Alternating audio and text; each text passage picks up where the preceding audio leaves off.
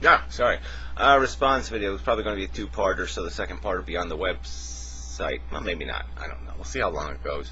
Anyway, it's a response video to dprjones, part 4 of his pretty bogus video series on the non-existence of objective morality, as if it has something to do with an argument against theology, which I really can't for the life of me understand.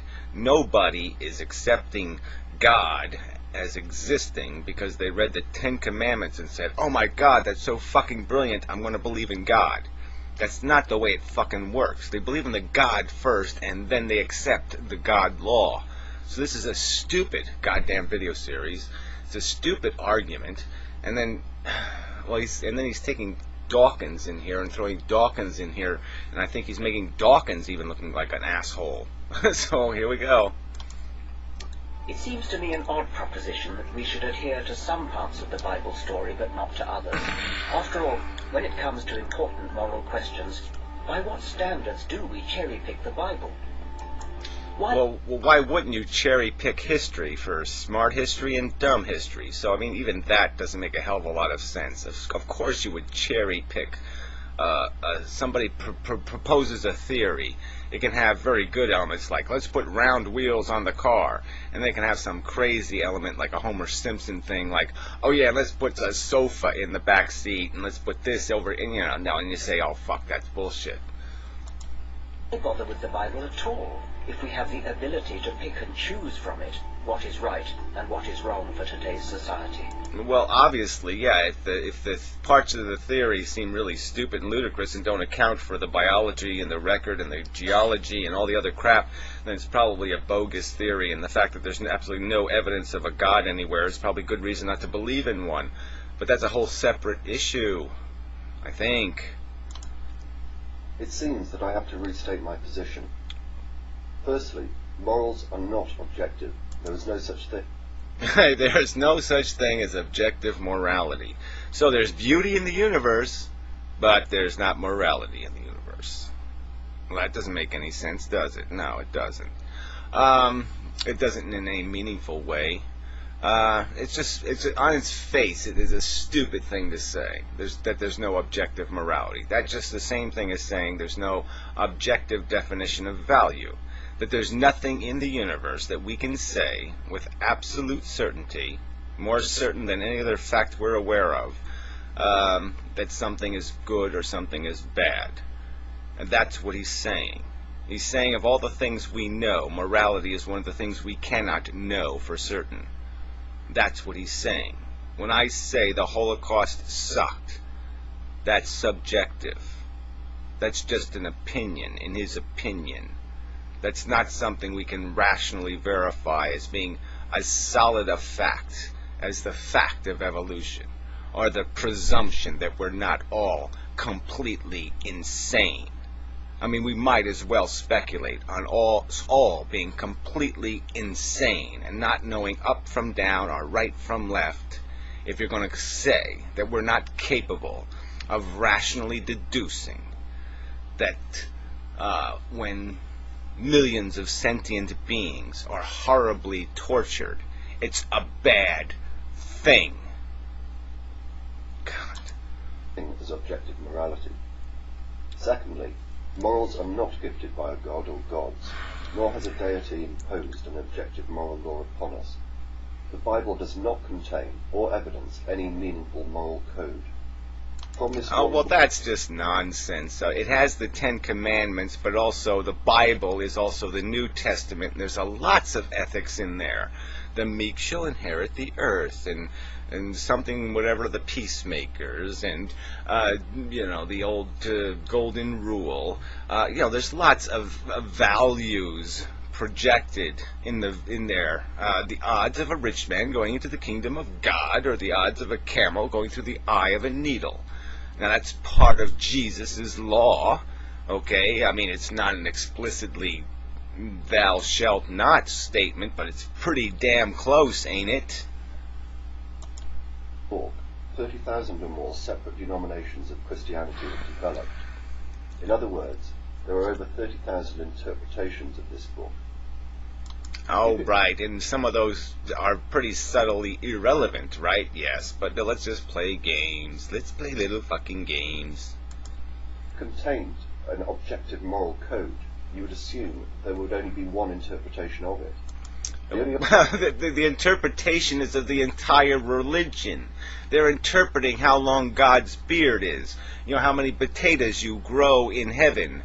They're interpreting all aspects of the religion. So, of course, they're going to interpret what it means when it says, thou shalt not kill. Maybe they say, well, if you look at the old text and you read it out of the, urine-stained, parchment, it also says somebody who's an asshole or something. It has little extra words that aren't put in the other guy's interpretation.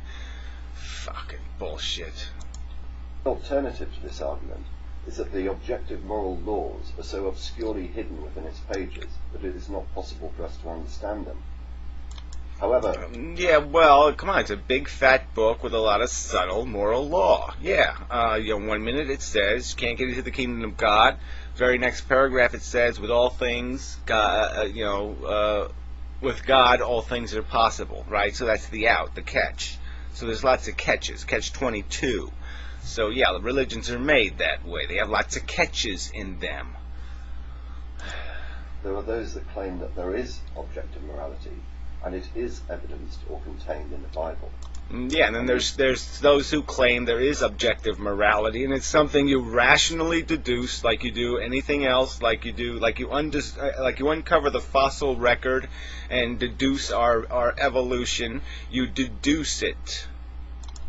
Use this in some form of perverted argument for the existence of a God. How many times have you heard this? Actually, I never heard anything like this in my whole life. Yeah. Premise 1. If God does not exist, objective moral values do not exist. 2. Objective values do exist. 3. Therefore, God exists. Yeah, well, it's kind of a screechy little voicey thing, but really, you think that somebody has been persuaded by that jabber? That jabber has somehow convinced somebody to be religious. That's your fucking argument here? That the most religious people were convinced to be religious by that nonsense? Oh, please. I often wonder whether they would be as willing to accept that if there is no objective moral law, then there is no objective moral lawgiver. In other words, no God.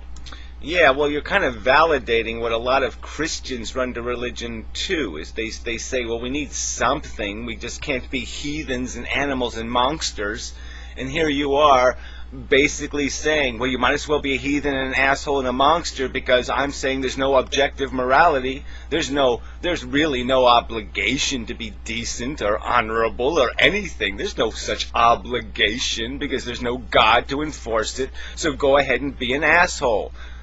I mean, that is the kind of argument that makes people into Christians, you dumb ass. And when have you ever heard them declare what those objective morals are, say for the Ten Commandments? But the Ten Commandments are a pithy and totally inadequate system of morals by which to lead your life. Right, and they're not the entire Christian moral compass, are they?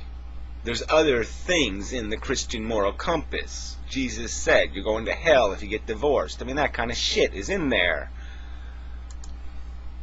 So where did morals come from? Morality stems not from some fictional deity and his texts, but from altruistic genes that have been naturally selected in our evolutionary past.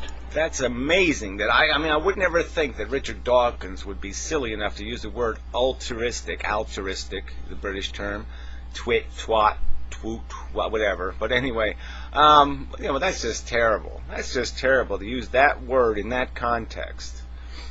Because there's nothing. We have no altruistic gene. We have no gene that compels us to do something without us getting something in return, without there being a catch to it.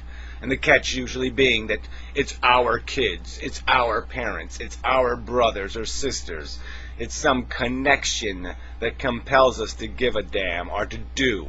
And it isn't, there is a bargain there. It is not altruism by any kind of reasonable definition. I mean, reasonably consistent with the definition that's been established, which is doing something without the expectation of gain or return. Religious believers like to claim that their God and ancient texts provide them with an inside track to defining what is good and what is bad. Well, again, I don't think that's the substance of what motivates people to attach themselves to religion, so I think this is kind of a silly argument. I don't think most people are in love with God's laws. They're in love with God, but I don't think they're thrilled with those 10 Commandments or even the rest of the damn Bible. Our true sense of right and wrong has nothing to do with religion. I believe there is kindness, charity, and generosity in human nature. Well, I don't know where you get that belief from. It's just silly. It's big.